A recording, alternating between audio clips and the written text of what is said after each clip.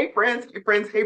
This is Rose, Coach Rose AJ, coming back to holla at y'all with another episode of Carnivore, plus a little bit more where we talk about things that are of the carnivore lifestyle, but other things that help us or that are impacting us as women that are over 50 that happen to be carnivores. Today, we're going to be talking about healthy aging, self-esteem. So in the studio today, who do I have with me? Hi, Rose. It's Carna here from Lori's Carnivore Story on YouTube. And I have a website, loriweitzel.ca. Let's go ahead and get started talking about what we're here to talk about today, which is the healthy aging and self-image and self-worth. So, Lori, what are your thoughts about that topic? Let's let you get the ball rolling on that. Well, in order to talk about aging, I always start with when I was young. And I remember, like, I would say chubby, and then later overweight, and then later obese all my life, except maybe from ages 10 and under. And in my early 20s, I got married quite young, and he was the love of my life. I was the love of his life. And he loved me regardless. I wasn't overweight. I looked the best when I met him. And, a lot of times you think, oh, you snagged one, you don't have to diet anymore. Let's just let ourselves go. It wasn't really like that, but we were enjoying life together. And I started having babies, and, he just never batted an eye. He loved the person that was in there. And because my parents instilled quite a bit of, self-worth in me as their one and only daughter. And I basically was the apple of everybody's eye, including aunts and uncles and grandparents and everybody. And and so I continued on in my early adulthood. My friends didn't care if I was overweight. My husband didn't care. My children didn't care. They all loved me for me. And I loved me for me. So I stopped worrying about self-image, and the only issue I had was, gee, I wish I wasn't so overweight. And I would try to do things about it periodically, and I would have varying degrees of success with it. And I really thought I did love myself. I did have high self-esteem. I was very confident, despite the extra weight. Until I aged a little bit more and started to have some of the health problems. And like I said, now we're in the obese category. It's starting to affect us greatly. We can't work as well anymore. We can't move as well anymore. We're starting to have all these issues, joint pain, health problems. And then the depression sets in. Again, I mentioned previously the pandemic and quitting an industry that I did love at one time. Your self-worth just goes out the window, especially when depression comes in. But if you're also quitting an industry that's basically the only thing you lose your identity. You're like, who am I? And why am I even here? I feel like a blob of skin in a bed with nothing attached to me. I'm not a healthcare worker anymore. You're empty nest. I'm divorced, so I live alone. What else is there? And once you take a hold of that and you make the decision that you're going to change your lifestyle, whether you start with eating habits, whether you start with exercise, whether you do it all at the same time, I believe it was the carnivore way of life, the healing that eating the meat and the protein and the fat did to the brain, to the physiological changes in the brain that come from that, the mindset changes. Next thing you know, you want to get out of the bed, regardless if you still have pain or it's nice and comfy in there. you want to go for a walk. I remember a couple of different things that I started to want to do that I thought, where's that coming from? That I haven't thought of that in years, decades. Why do I want to do that? And I told myself, don't question it, just go with it. If you want to do it, like you're looking outside and you want to, again, with the social part of it. I didn't want to be around people for the longest time. I didn't want to have relationships anymore. I didn't feel like I had anything to offer. Who would want to be friends with me? I'm just a blob. I don't work in healthcare. I don't have anything to contribute to the conversation. To me, that's low self-worth and low self-esteem. And suddenly I didn't have confidence anymore. And I'm getting that all back now with it just started with that one little spark that the mindset was changing. It's like I think I want to go look at Christmas lights all by myself around the neighborhood. I've seen Christmas lights 1,000 times in this neighborhood alone, in the car or whatever. And I decided I'm going to walk the neighborhood in the dark. It was only 6 o'clock, but it was dark. And I enjoyed the Christmas lights for the first time in years. And I wanted to go to a birthday party over Christmas. I don't usually want to go to things like that, not in a long time. Now I'm going out to clubs and bars under the premise of filming them for my YouTube channel, my other YouTube channel.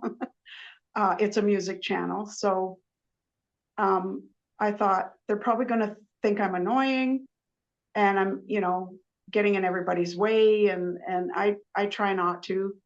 And now they just love it. They can't wait for the next video. Every time I walk in there, it's kind of like that show Cheers, where Norm, everybody knows your name. I never thought I would ever frequent a club or a bar, and I don't drink and I don't participate in any of the other stuff. I'm just there because I love music and I want to promote the band and I want to, put music on my YouTube channel. Being overweight as a child up until you were 10, and I mean, normal weight, I'm sorry, normal weight until you were about 10, and then things started to change and whatnot for you. Is that right? Did I get Yep. that part right? So Yep. for me, I've always had an eating disorder, disordered eating since I was 2.5. I mean, I'm sorry, 3.5 as a result of childhood trauma, right? So everything that I did centered around my weight and my mind. So you having people that loved you regardless of your size, you had good self-esteem and whatnot. I was so obsessed from a young age, and I started dieting at 12 forward that even if I was normal weight up until I had my child, I was still obsessed, thinking that everybody didn't care about me, didn't love me, based upon my size, but it was a mental illness. It was a form of mental illness, right? So I faked it. I faked like I had really good self-esteem. I faked it until I thought I made it, which wasn't the case, right? So even though I put out really good energy, good talking about myself and to others, I was the rallier, fighting for the underdog, don't bully that person, the whole nine. It was all Yep. a facade because inside I was beating myself up and inside I had a poor self-image and self-worth. So it wasn't until I was like in my mid 30s, 40s, and 50s that that picture began to change. Whereas with you, you didn't feel like going out and about. You valued yourself in a different way than I did. I still did a lot of things because I'm just very outgoing, right? So if I were to sit at home and have a peace of mind, that would drive me insane. I'd rather be out in the world doing things, being with people and faking it and still be depressed, right? So this Yep. self-esteem, self-worth, self-image shows up differently depending on your personality, what your needs are, and your upbringing.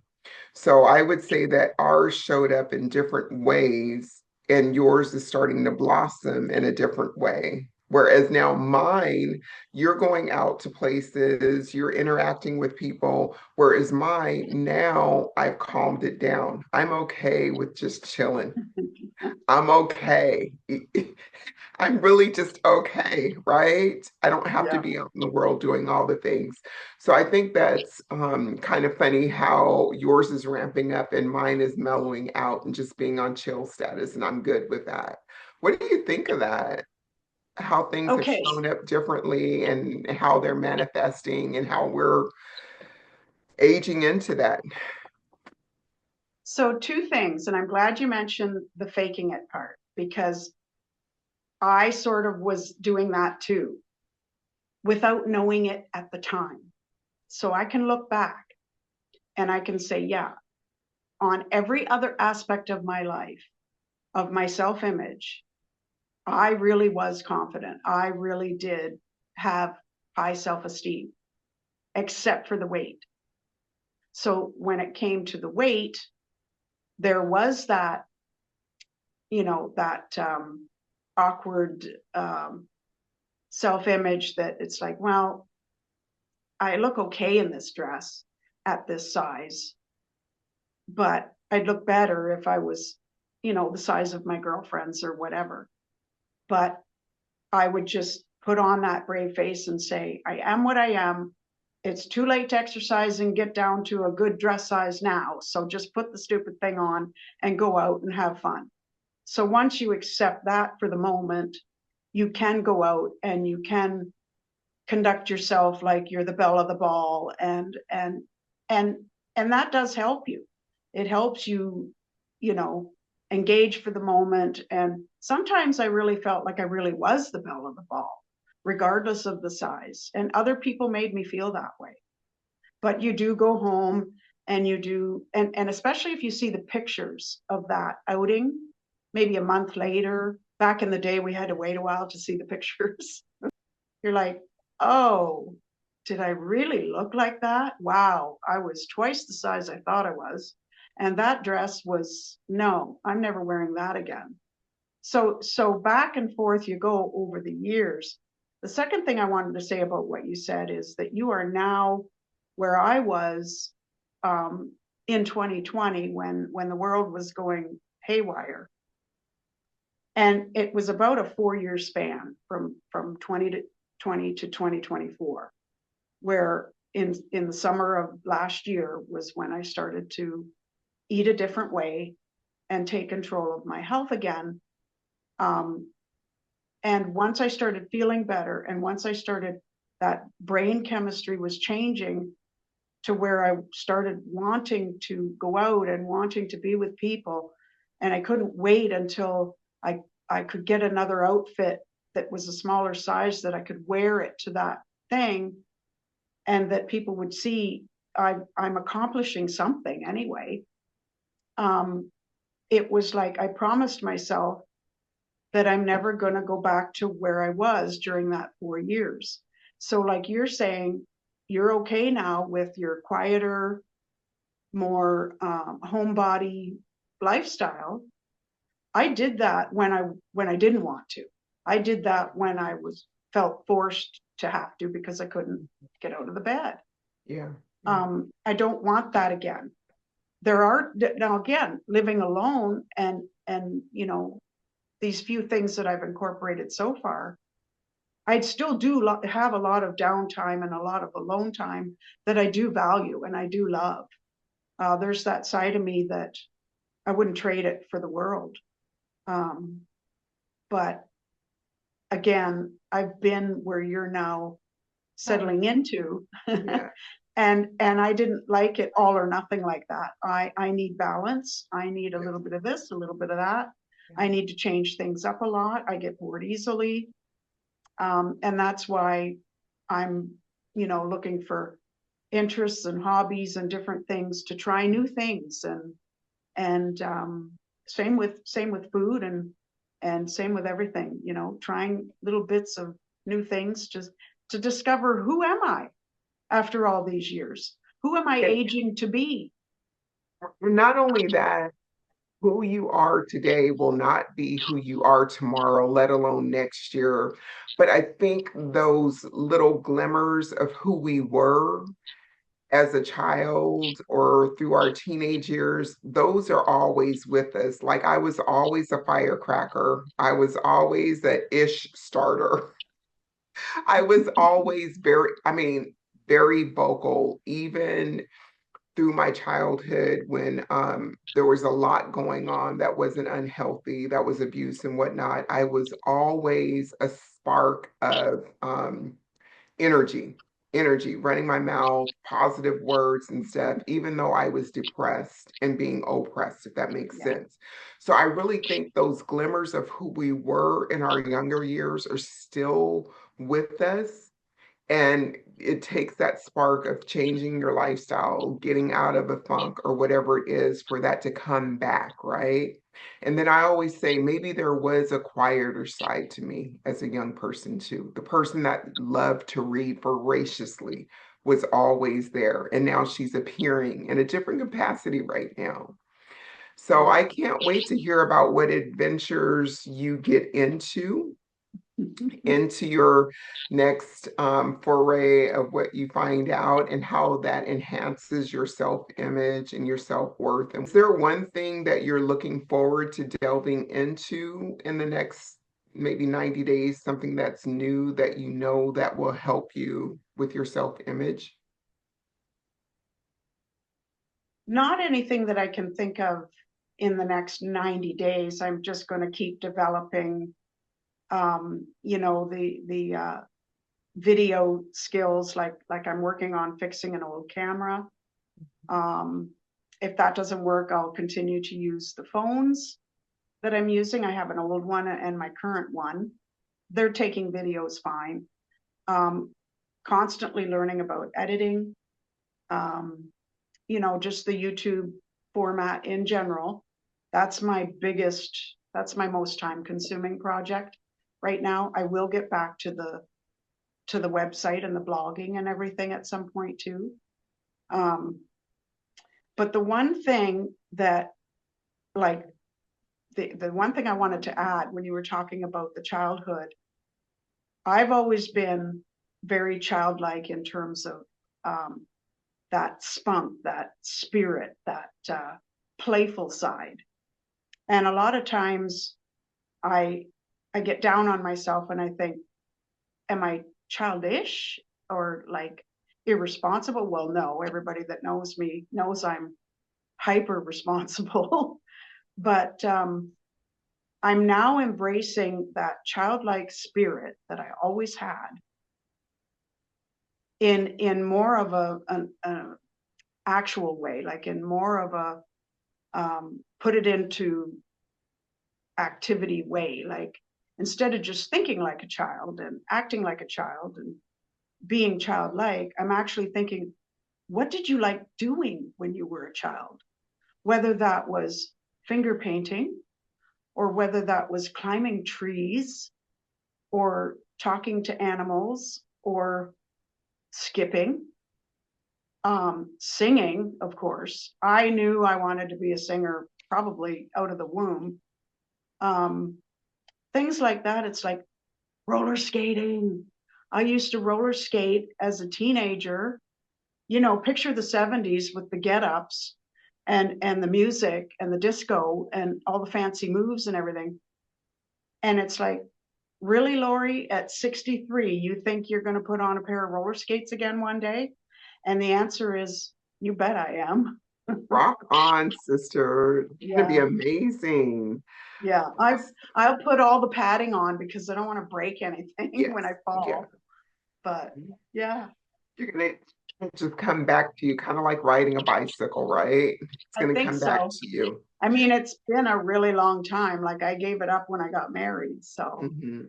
Well, I want to share that one thing that I am going to be, well, that I'm working towards is so the dance classes that I attend, three, four of the instructors have left that gym, but I'm still a member of it for mixed fit. So I'm a certified mixed fit instructor. but I'm not teaching, right? I'm not teaching. I just go for the classes. I want to learn everything to the hilt. I want to be certified in everything. Okay. But they've moved to a new gym that hasn't opened yet. So I joined so I could attend classes over there because I love the girls. But while I was there doing some demos, I was asking the guy, I was like, well, what kind of certifications do I need in order to teach here? Because I want to have a summer class, right? So it's already built out in my mind. I'm going to be over there teaching to women that are 57 and older. You know what I'm saying? So that's definitely going to help my self-image and whatnot, just to kind of keep creating and aspiring and building. So I'm looking forward to that just as much as I'm sure you're looking forward to roller skating and relearning some things. All right. So thank you so much for joining me on this episode, Miss Lori. I always appreciate our conversations that we have. And is there anything that you want to add before we close out in reference to self-image and self-worth? I was just going to say that it doesn't matter whether it's roller skating or dance or Yeah, whatever it is. yeah. It's the fact that we want to. This the thing that keeps replaying in my mind is I can't believe I want to. And that we're actually following through and having the chutzpah to do it, right, girl? Yeah, yeah. All right. All right. And Lori, what is your age? Because I forget. I'm Share with us 63. one more time, girlfriend. I'm 63. Y'all, if she can do it, you can do it. And I'm 57, so she's a few years ahead of me. So I know if she's doing it, I can do it too, y'all. So age is not a, an excuse. It's a number, and it's what we think in our mind that matters most. All right, friends, we're out. We're out. Thank you for tuning in to another episode. Stay blessed. Till next time.